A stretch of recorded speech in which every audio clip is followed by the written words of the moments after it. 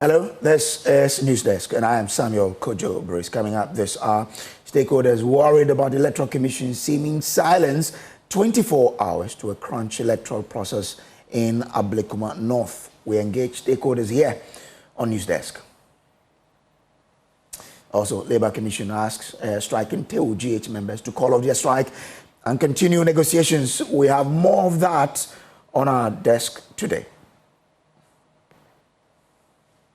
And also more Mpox cases recorded. What's the Ghana Health Service doing to remedy the raging situation? And we'll get you the latest on the regionals of the National Science and Maths Quiz. Details of these plus some business updates as well. Do stay with us for the details.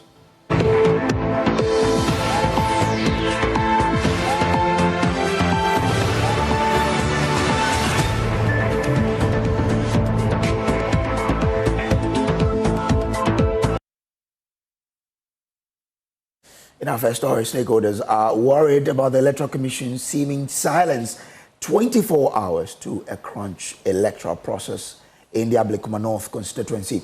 Now, the EC's last week decided to rerun elections in 19 polling centers, a move the opposition New Patriotic Party has rejected vehemently. But with a few hours to the elections, the EC is here to provide any information on the process. Let's get more, of that with people who matter to this process. Mahdi Jibril is Deputy Director of Elections and IT of the NDC. Mahdi, grateful to you for joining. Dr. Kwame Asasante is also a political scientist at the University of Ghana, and he is also joining. Grateful to you, gentlemen, for joining us. Let me start with you, Mahdi. What are your, or what has the EC been telling you? We understand there's a silence. Let me say good morning to your viewers. There's no silence in this process. Okay. There's not any silence in this process because the EC invited us to serve the print of ballot papers where they invited on the 7th of July. Okay. We responded and submitted our lists of agents to them. Yesterday, ballot papers were printed. MDC, MPP agents were there. MPP was represented by 2 agents, but the person who signed their letter is called George Nkrumah. This is at the time that MPP was in court challenging the process. But when it comes to the process, the MPP is following up. All of us are following up on the process. So we will not say you are in silence. As I speak to you, in the next 2-3 minutes, there will be a meeting at the headquarters, regional office, where they will give us all the figures that they have collected so far, and then give us the roadmap to the election. So we are in touch with the Electoral Commission right from the day they announced the date of the elections. You're saying the MPP was at this particular meeting, and that the person who signed this, who represented the MPP was is by name George Nkrumah. Yes, MPP was at the printing house at the Box Press yesterday. The printing started at 9 a.m. And George Nkrumah is, what's the portfolio of George Nkrumah in the MPP? In fact, I heard that he said he's a former constituency chairman of the party in the constituency. So, from which constituency? You cannot participate. You cannot participate or go to the printing house without a letter that your party has accepted you to go. Meaning that the party submitted his name to the Electoral Commission to allow him to participate in the activities. Well, for you, you are okay. The EC is not ghosting you. Oh no, even MPP is okay with the process right from day one. They disagree. They have said they are not okay with the process. That's why they are pulling out of the election. I've challenged that whatever MPP is saying outside, it's not a true reflection of what they are doing behind the scene.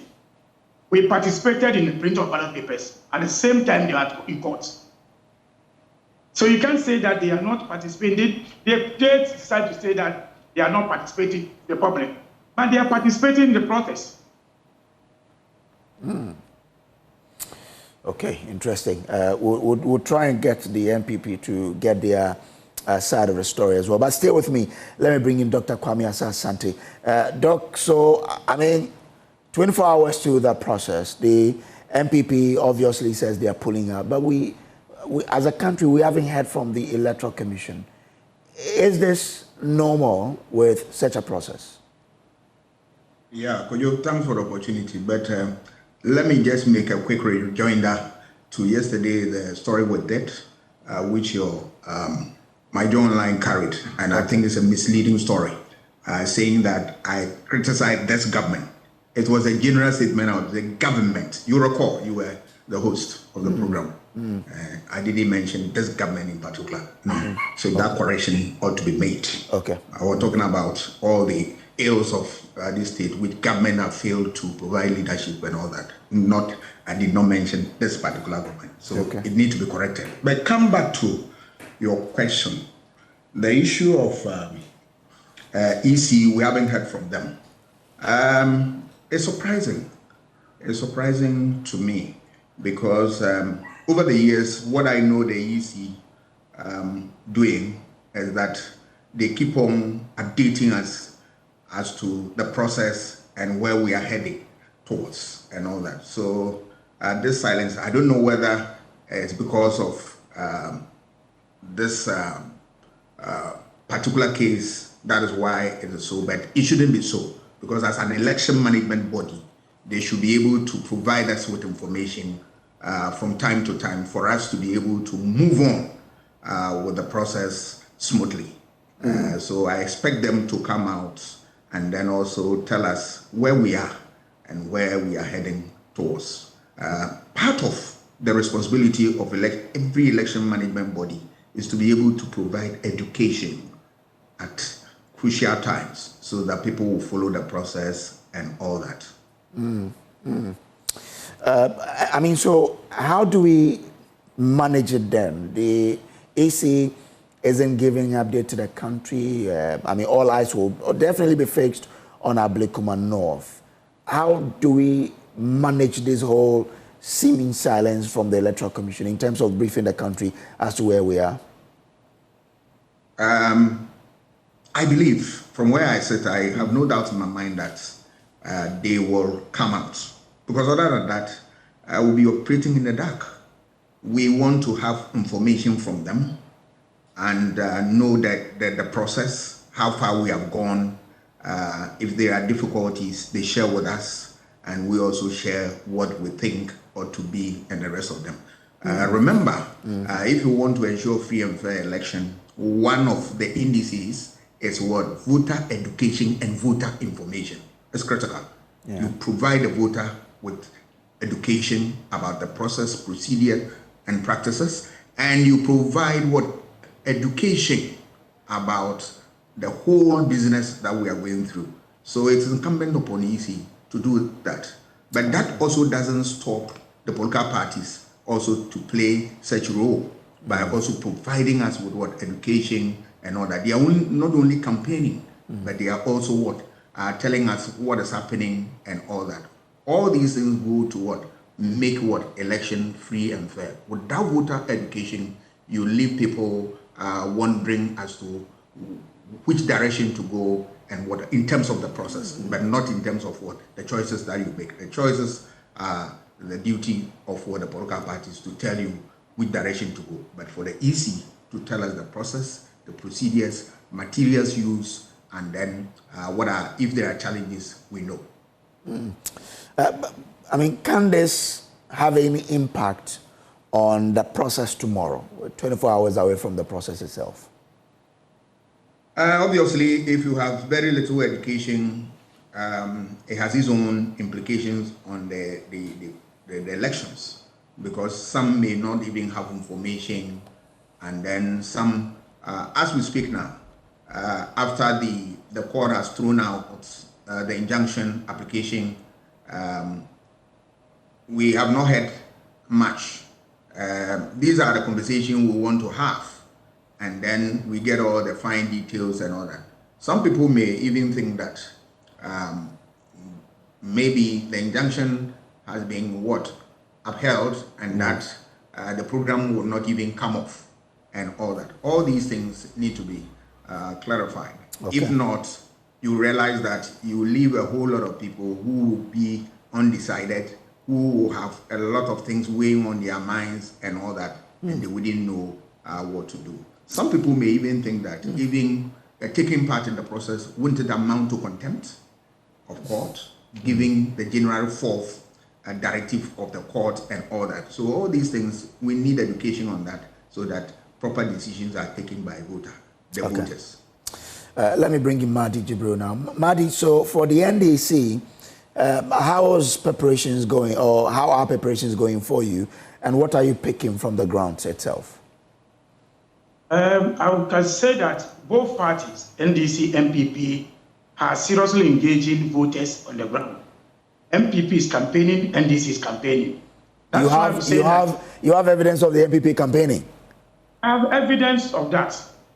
In fact, today, the PC of MPP confirmed that they have started campaigning all this while. That's why I'm saying that the MPP is being double standard in this process. When it comes to information, the process, all of us have been involved. From July 1st, MPP even accepted the process of the Electoral Commission. That's why I was surprised when I heard them that they are going to court, they are holding press conference, that they are not going to contest the elections. But when it comes to the process, MPP, NDC, all of us are engaging the voters on the ground. MPP cannot deny that. Yesterday around 3 p.m., they were around Ouch with their van campaigning. So when it comes to the ground information, political parties, we have been able to provide that information. I agree that the Electoral Commission will also help if they come out. But I know for what we have done so far, today they are meeting all the stakeholders, the political parties, to agree on the total vote that the number played so far. Then they will come out public to tell the whole public what they are doing. So I know we are informed almost all the things that they are doing. It's unfortunate that because in between time, there was these court issues. So I believe that maybe that's why the Electoral Commission didn't come out at that, But today, I am sure that after our meeting today with them, which will not last more than 2 hours, I'm sure they will come out to inform the public what they are doing. So the MPP is expected to be at this particular meeting you're talking about? I'm saying that yesterday they were at the printing house. So they will be at this meeting? Okay. They will be at the meeting because this meeting is for us to agree on the figures. Okay. And because yesterday they were at the printing house, they were also at the local police station to receive the materials. I believe that they will participate in today's meeting. Okay. Now, this is a stronghold of the MPP. You believe you are winning it now? Oh, yes, we agree on paper that it has been a stronghold of the MPP. But we have a strategy against the MPP. You don't forget, we won some of the strongholds of MPP in 2024 elections. Yeah. Knowing more of the strategy they were using in those strongholds. Coupled with the advantage that we have, that we are in power now, the people of Ablekuma North will look at a president who the MP can go to ask for development. It's part of our campaign, it's part of Ghana's politics that people tend to believe in the MP who has a president in the party in power. So that also plays for our advantage. But beyond that, we'll engage the people of Ablekuma North, which we have started doing, to tell them the reason why they have to vote for our candidates in that constituency. And we are very confident that we'll win it. Okay. Let me bring in the Deputy General Secretary of the NPP, Haruna Mohammed, who's joining us via phone. Haruna, so how is campaigning going for you in Ablekuma North?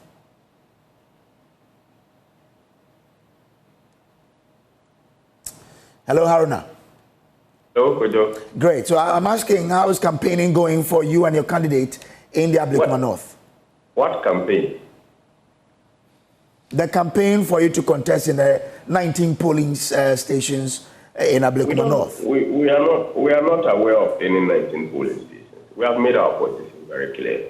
But Haruna, there was someone from the MPP at the printing press where the ballot had been printed by name George Nkrumah. Again, according to Mahdi Jibril, he says yesterday the MPP was at the Odoko polling station receiving the papers that will be used for this election. So if you say you are not part, are you being fair and open to Ghanaians? We have not sanctioned anybody to represent the party anywhere for campaign or printing or receipt of ballot papers or whatever. So when you say MPP is a corporate institution. It's not a human being. So I don't know what he's talking about.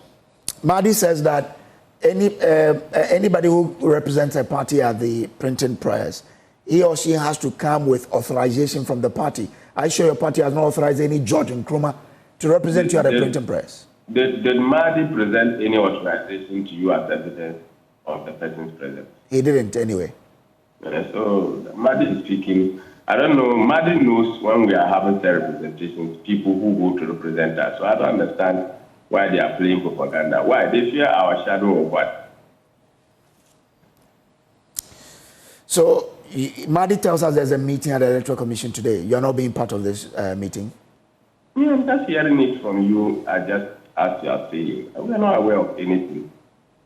So Mahdi and Co, I don't know when he has started speaking for the NPP.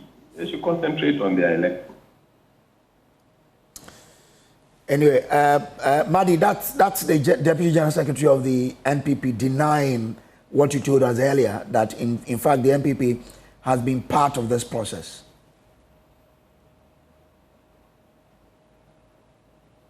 Mahdi. Yes, sir. I've sent a document to your producer. If you can take it now and read it to the public to see whether the MPP participated in the process or not. Okay. You sent a document. Yes. What I have is a screenshot. Is that it? No, it's a document. Yes, a document which shows the rep of the EC who represented EC's Kisi Asante, the MPP rep, the NDC rep, the police, and all these, where they supervise the destruction of the final, the waste materials of the printing. I've sent it to your producer. Oh, okay. So that seemed to suggest or prove that the MPP has been part of this process all this while? Again, yes, again, I had an encounter with the candidate herself on an sister network this morning. She confirmed that the national can say what they want to say. She's the one going for election. So she is contesting the election, she's campaigning. Today. So maybe Haruna should check from the constituency what is happening. Again, Haruna is saying that I know people who represent them. I'm talking about the printing house. Printing house, we send agents. We don't represent ourselves. Haruna knows this. And I'm saying the person who represents MPP at the printer at Mpox Press is George Nkrumah. You can check. If you check from your producer, I've sent a document to you. Okay, so I have the document and I'm looking at it. What I see here is Greater Accra Region Ablekuma North Rerun. It talks about God First International School, Dakuman. Adjusted count 445. 100 books, 50 books. That's what I see. Yeah, but what about this proves that the MPP was there? No, read the whole document to the end. Okay. Okay, let me go to where you think would help. Okay. So I see it here. Certificate of destruction. Is that where you want me to be? Sure. Okay. A statement of agreement for the destruction of Ablekuma North Rerun parliamentary ballot paper that's waste, plate and ballot for Gloryland Hotel or Doko 1. Name Asante Kisi, Electoral Commission. Okay, so this from the Electoral Commission. George Nkrumah, NPP, and he signs. The Theophilus Korte, NDC, ASP Raymond Hiame, Ghana Police Service. Okay. All right, so I see George Nkrumah there representing the MPP. And the date for the document is when? Let me check again. Under where you are. Okay, that is 9th July 2025. So that was yesterday. Mm-hmm. Okay. So Haruna might not know this. He should contact his constituency. Okay. Haruna, there you have it. You had someone from your party representing you at this printing press, so maybe you're not fully briefed on what's happening. But it's not about being briefed. Okay. Martin knows very well that constituencies don't send people to represent. We send by accreditation. All nominated agents are signed by the party. We have not signed for anybody to represent us in any place. The NDC is known on record to say that if you see a cow, you should say it's a sheep. Or if you see black, say it is white. They can go and get somebody to write the name there and write the MPP for him to come and speak the way he's speaking. I tell you on authority that we have not sanctioned or authorized any representative. So are you alleging impersonation here? We have not sent anybody. So if there is any, I believe that you can pronounce that. Okay. Will you then seek for clarification on how to get this addressed?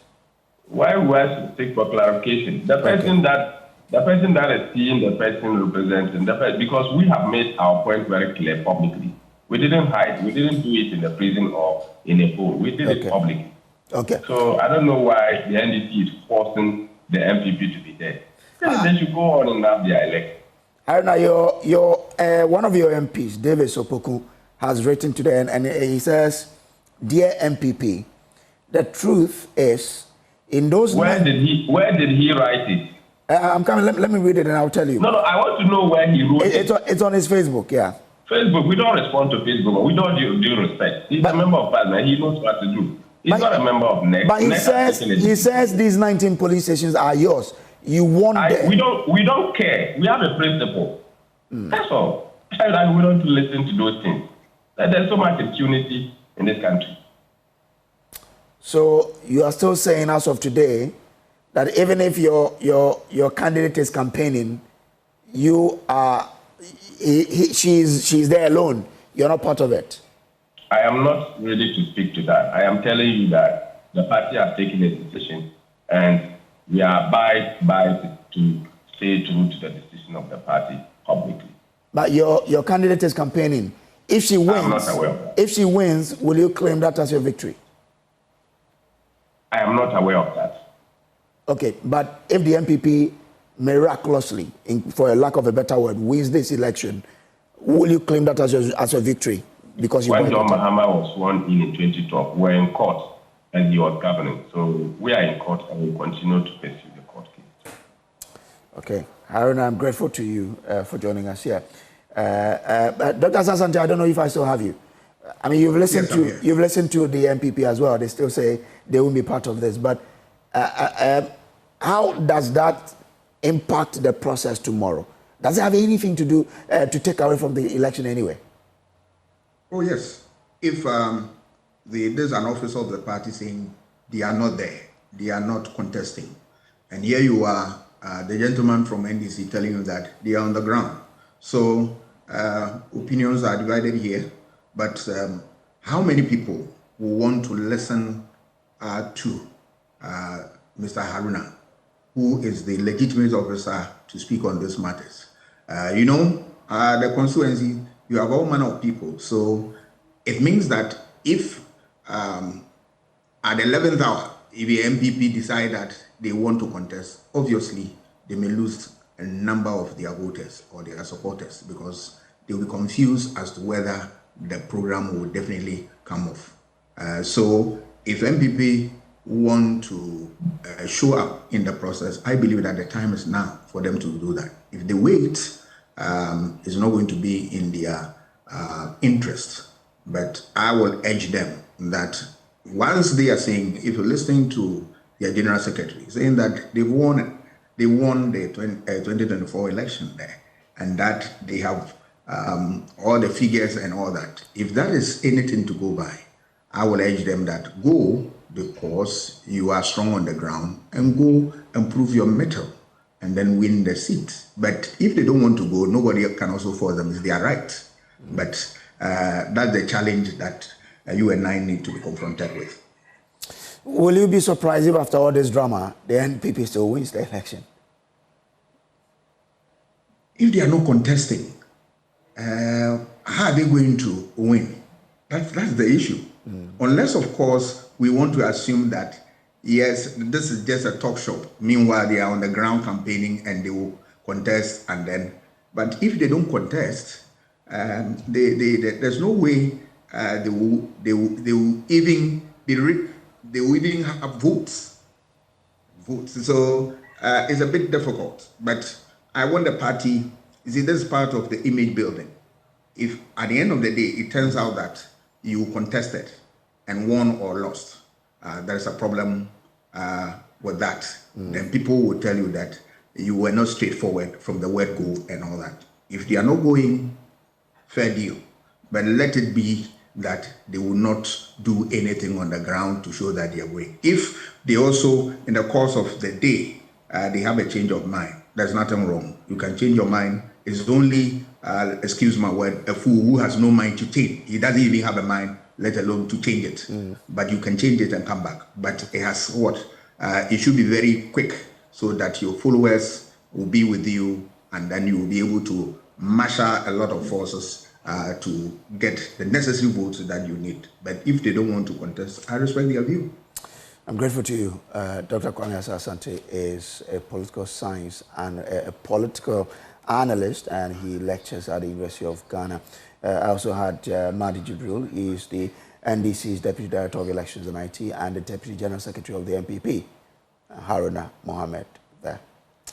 Now, let's move away from that and talk about other matters, because illegal miners have invaded the Chichire enclave of the Tano Offing Forest Reserve.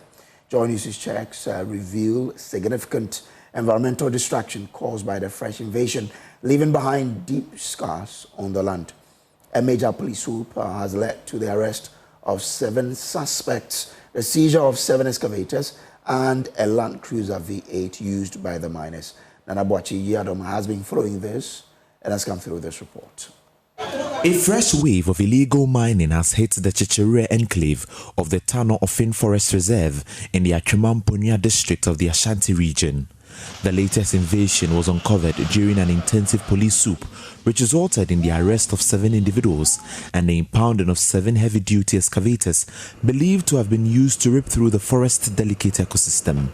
The police team, acting on intelligence, also discovered newly constructed wooden structures serving as makeshift camps and processing sheds for the illegal miners. This is fresh.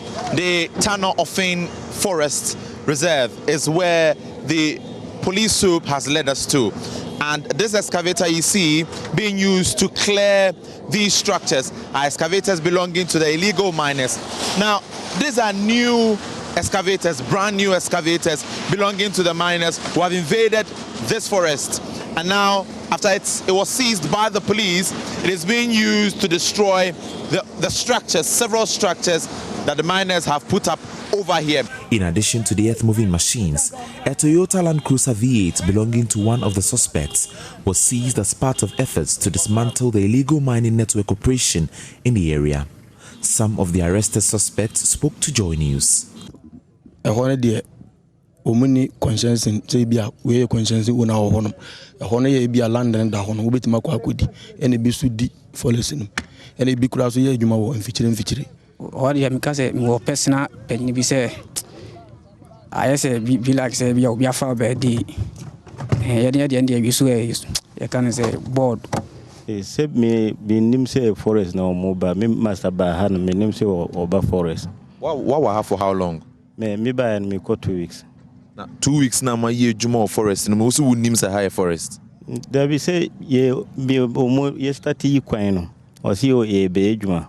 Large swathes of green cover have been turned into open pits. Deputy Managing Director of the Forestry Commission in the Ashanti region, Ejapon Emmanuel, highlighted the success of the police operation so far. We've been to about 5 places. I think area of concern was where our staff weren't able to visit in the last 2 years. And these places are the Nkontene and Amanchia portions of the Jimra Forest Reserve in Nkare Forest District. And on Friday, we were able to arrest some persons, portraying to be national security persons. And after the Amanchia and Nkontene areas, This is Tanofin Forest Reserve. Well, away from that, the National Labour Commission is asking striking members of the Tertiary Education Workers Union, TEWU-GH, of Ghana to call off its industrial action and return to the negotiation table. TEWU-GH, which is protesting its lack of representation on university councils across Ghana, has asked its members to withdraw their services, crippling aspects of Ghana's educational sector. Let's engage more on this. And Charles Arthur is chairman of the KNUST chapter of TEWU-GH. Grateful to you, sir, for joining. Now, yesterday we were all aware that you'll be having this meeting with the National Labour Commission. How did it go?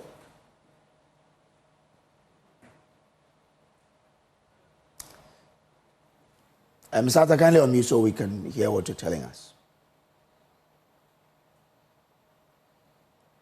Yeah, so sorry, thank you very much. The meeting, we had a meeting with the National Labour Commission, and the end of it all is that we have to call off the strike and come and then for the arbitration. But they will only ask when we have called off the strike.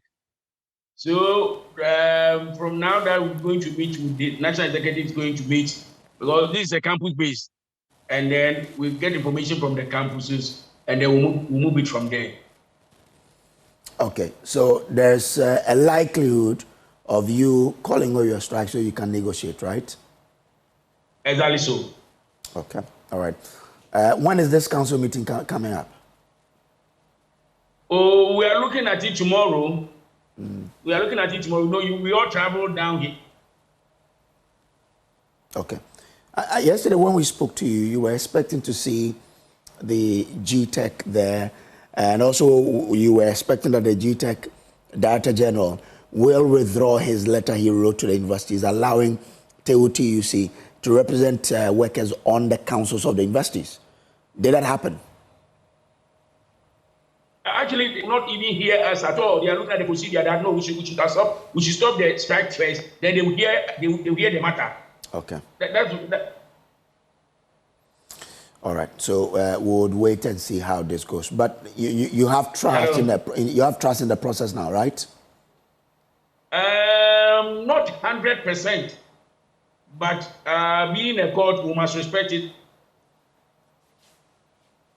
Okay. Once you say being a court, you must respect it. Then I guess that. But let's have commission. Okay. Once you say you have to respect the court, I assume then that the decision to call off the strike will come off very, very quickly so that we can resolve this amicably.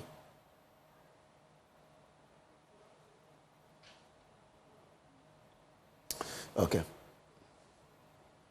Hello? Yeah, Mr. Arthur. You made a point that this is a decision of the court, and so you have to respect it. I'm asking, based on that, are we to expect this decision for you to call off your strike in earnest?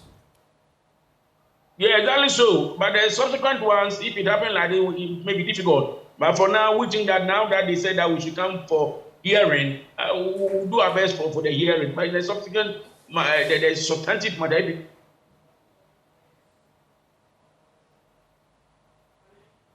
Will your strike likely? Okay, all right. Grateful to you, Mr. Charles Arthur, for staying with us. Now, let's move away from that and talk about what's happening in Ghana's health sector, because the Ghana Health Service says it is stepping up its fight against the spread of Mpox in the country. Ghana's case count now stands at 170, leaving some Ghanaians worried. Let's speak to Dr. Oliver Kome, Director, National Infectious Diseases Center. Grateful to you for joining us here. Now, with regards to tracking down this Mpox, what is the situation looking like? What are we making progress? Good morning to your listeners and good morning to yourself. I quite remember at the time we spoke on Mpox about the numbers, and I said that we shouldn't be too surprised if we get to, let's say, the figure 200. People at that time thought I was creating some fear and panic. But we are currently around 170. And for me, we are looking at getting close to about 200. That tells you that we are actually looking for the cases. Yes, there are some hidden cases, and we see that they are all coming up one after the other. So there's no need for us to get scared. We haven't reached where we think that it's a little alarm. I must say that we are picking up the cases thanks to the good effort of media, and then making sure that Mpox is still on the banner and we're talking about it. So people are presenting, and then we are seeing this. The initial stigma associated with it is some of died down a little. So people are coming forward, and we are getting more cases. Remember, we've said that prior to this, we didn't think Mpox was endemic, but the picture is looking as if Mpox has been endemic. And maybe we were misdiagnosing it as chickenpox. But now that we are able to test, we are able to say that this is Mpox and this is chickenpox. So I think the situation is much under control now. So, I mean, always I want us to look at the prevention side. So for those who are watching us now, what should we do in order not to, get the disease? Okay. So I always say that you need to come into contact with somebody who has Mpox because it's a contact disease. Okay. So if those of us who are infected or affected will be true to ourselves, and when we have Mpox, we remain in isolation, or we cover the leaching, we will be doing a lot of good to a lot of people who are not infected. The other thing is that as much as possible, you touch a lot of things with your hands. So if we cultivate that habit of frequently washing our hands with soap and water, if you don't have soap and water, using your sanitizers regularly, we who are not infected may escape just because we have washed our hands and we are clean. So the key thing to be that for the person who is affected or infected, protect the other person by making sure that you are not in places where you have a lot of people. And if you need to find your place somewhere, please make sure you cover your rash so that you can go about your normal duty. And also make sure that others are also safe. Those are the key things you can do for now. The other thing is that we said that Mpox is also being transmitted in the genital area. So I will advise all of that before sometimes we have this, let's make sure that we don't have rashes anywhere. Because once we come into contact with each other, yes, we may cause an innocent person to also come down with it. If you look at what is happening, in the Mpox and also the recent outbreak of COVID, is it time that entities reinstitute that washing system that we had at the entrances of offices? Well, if you say reintroduce, I think we made a mistake by stopping it in the first place. Because this is just, it prevents a lot of diseases. We've had an upscale also in cholera cases. During the times we were washing our hands and we were very meticulous about that thing, we didn't even hear about cholera for close to 3 years. So I think that it's a culture we need to cultivate. If you can't get water as much as possible, let's make sure sanitizers or hand sanitizers are available for people to use in our public places, and that will do us a lot of good. The other key thing is that let's cultivate this habit of if you have a flu, or if your nose is running, or you are coughing, please, if you have to step out, wear a mask. Don't let us wait to say that we've entered the flu season, and so everybody needs to wear a mask. Now, these things will help us, and I will be counting on radio and the media to help us make sure that these things are ingrained in all of us. All right. Doc, I'm grateful to you for joining us here with all of that. Dr. Oliver Comey is the Director, National Infectious Disease Center of the Ghana Health Service. Time for us to do the National Science and Maths quiz now. And anytime we do this, I always yearn to see my school, Badubonso Senior High Technical School, joining, but I'm sure one day we'll be there. But for now, let's join Adubia who is in the central region. Adubia, what is happening today? Give us a rundown of how today is going to go. Hi, Brace. How are you doing? I'm well, and I'm only looking forward to what you're bringing me from the central region. Okay, so the 2025 National Science and Maths Quiz Central Regional Championship is underway. Today we're supposed to have just one contest, that's to determine who will be crowned champion of the region. But yesterday's contests were so intense, we were unable to do the last contest. We had to move it to this morning. That's what is currently underway. They are done with the first round, but the quiz mistress is yet to give the scores. Let me take you back to yesterday. It was very interesting. In the first contest, St. Augustine secured the slots with ease. I mean, as at round 2, we could all tell that they were winning it because the gap they had given their contenders were very wide and they were very excited. However, the most anticipated contest for yesterday was the second contest because in there were regional champions and national champions. Adisada proved why they were regional champions, but Boche proved why they are national champions. As at round 1, at the end of round 1, Adisada was leading, but they came neck and neck in round 2. No, in round 2, Boche took over, and in round 3, they were tied. They both had 42 marks, and their contenders were at 30 and 22. But in the 4th round, it's called the Justify Your Inclusion round. It's survival of the fittest, right? The Boche was able to answer 2 questions, right? Adisada only got 1. So Boche was ahead of Adisada by just a few points, and they won the second slot of the day. The third slot, so many people were tipping Ghana National College because they've been finalists before and semi-finalists. But guess what? University practice just outs them, like made them small, very small. So University practice went home with the prestige that they've won. And so University practice, of course, secured the finals. That's for yesterday. Now the contest begins today. It's the last contest, which was supposed to happen yesterday, moved to today because of time. In there, we have Wesley Girls, Swedro, Agri Memorial, and Edinaman Senior High School. Now, something interesting is happening here because the Wesley Girls contestants are twins, and I think they're very beautiful. I've not seen something like that before. Okay. Yeah, they are from the same parents. They are identical twins, actually, and they are doing very well. So we have to see how it's going to go.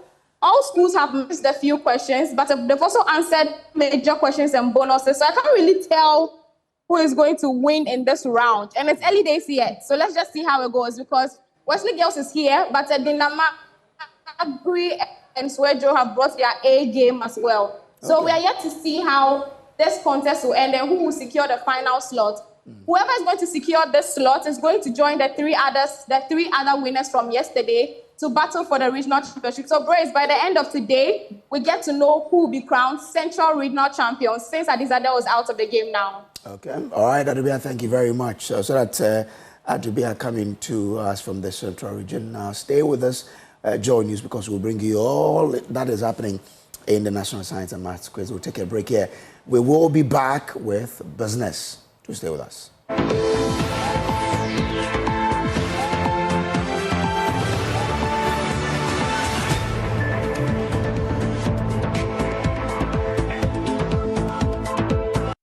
Hello, welcome to Business. My name is Darryl Kwao. The Association of Savings and Loans Companies has disclosed that its members disbursed a total loan value of 10.66 billion cedis to over 12 million individuals and small businesses.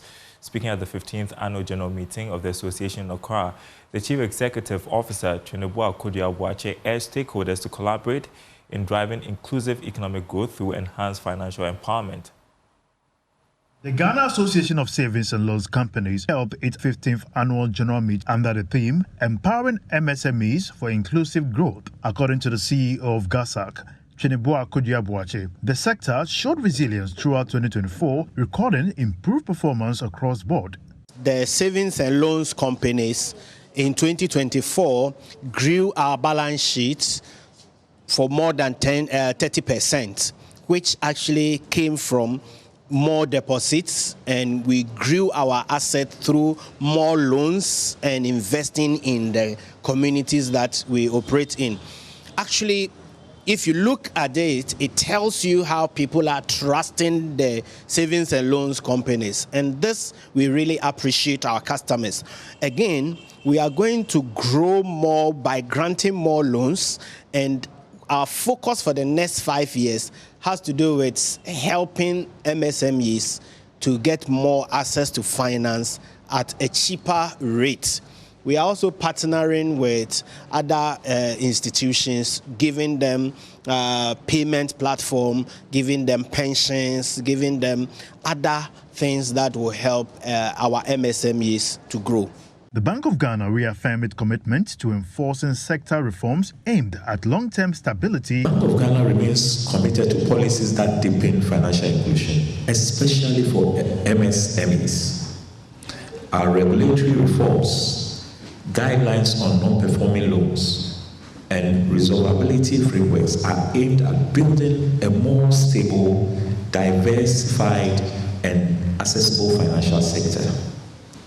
We look forward to working with GASAC as we assess possible reforms to Deposit Protection Act, asset recovery frameworks, and even a reclassification or rebranding of the subsector. Founder and senior partner at AB and David Africa, David Ofosudote, emphasized the need for innovative credit solutions that reach the informal sector.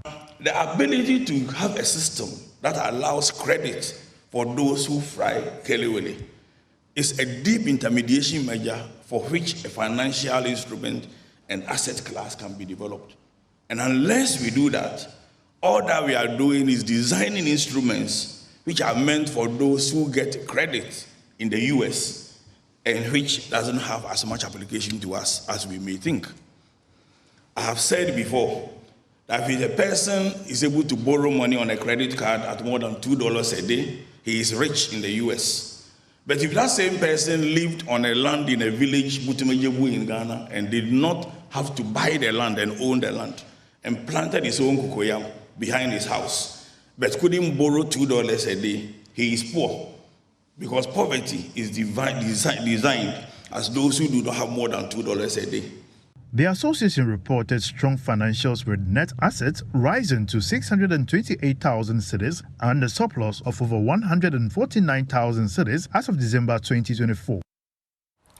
Now, the Sunyani Taxpayer Service Center of the Ghana Revenue Authority has closed down a Chinese quarry company at Ayayo in the Wenchi municipality due to a debt of about 3.5 million Ghana cedis. The manager of the center, Charles Nchiboisiako, following the revenue mobilization operation, warned other companies in the Bono region to settle their tax liabilities or risk being pursued, potentially leading to the closure of their businesses. Precious Semevo has more. In a move to ensure recalcitrant businesses and organizations honor their tax obligations, the Ghana Revenue Authority in the Bono region stormed X1 Mining Services, a Chinese quarry company at Ayayo in the Wenchi municipality, over their failure to pay tax.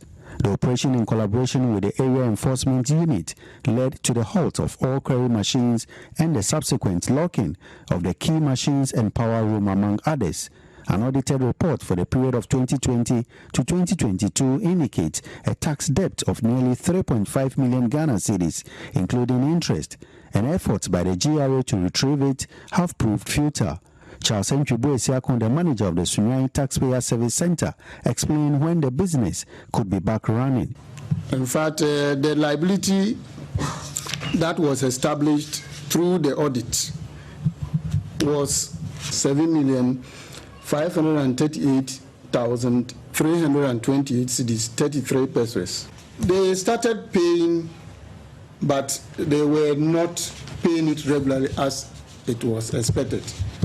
As we speak, the balance that is still outstanding is 3,480,868 cedis, 45 pesos. And so we had to rely on our enforcement tools to recover the rest of the liability. That explains why we decided to close down the business, hoping that they will come forward to pay their liability before we open them to continue with their business. He issued a strong warning to businesses defaulting on their tax payment. We have a list of number of them who are not able to pay the taxes. We have established the liabilities. Some of them are compliant, some are not. But even those who are not complying, we have written to them. We have served them notice of tax due. Some we have served final demand notice. So this is a warning to all those taxpayers who have not been able to comply by paying their taxes as expected, and we would get to them when the time comes. And so if for any reason you cannot even comply, or there's a reason for which you cannot pay, you still have to come back. You don't sit and pay the taxes at your own pace. That is not allowed. The about 40 disappointed workers at X1 Quarry can only hope the managers will settle the liabilities soon. Precious son of a joy business. Ayayo. All right, and that's it for business. My name is Daryl Kwao. Thanks for watching. Back to you, please.